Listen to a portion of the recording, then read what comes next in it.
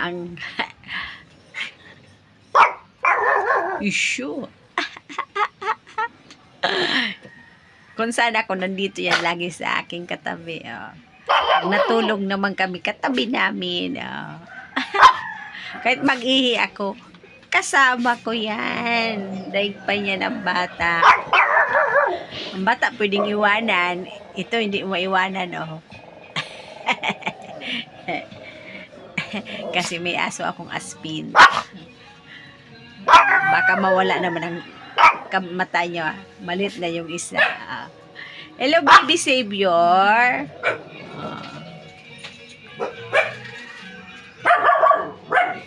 Kasi maraming aso dito, kaya tumatahol siya.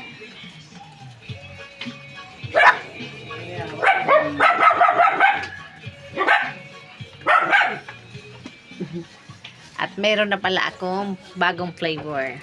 Like this. Ito. Melon condense. Yan. At yung isa, buko pandan condense. Diba? Tatlo na siyang flavor. Chocolate, melon, at yung darating pang isa, strawberry at caramel. Kaso hindi yun nasa lata. Nasa lalagyanan siya ng mineral. At chocolate. Yan. Dito muna kayo mag-start. Para pag na-try nyo, di saka na kayo bumili ng marami.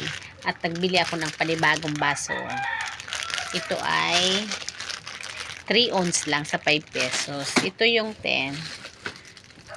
Ilang ounce to? 5 ounce.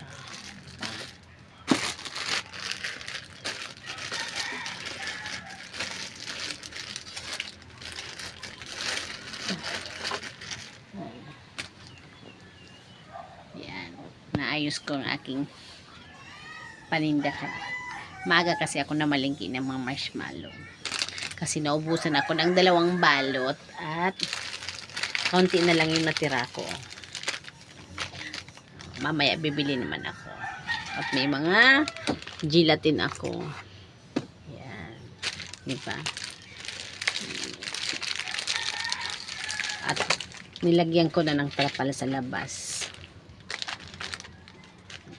Yun. Hello, baby save! Hello sa inyong lahat. Yan.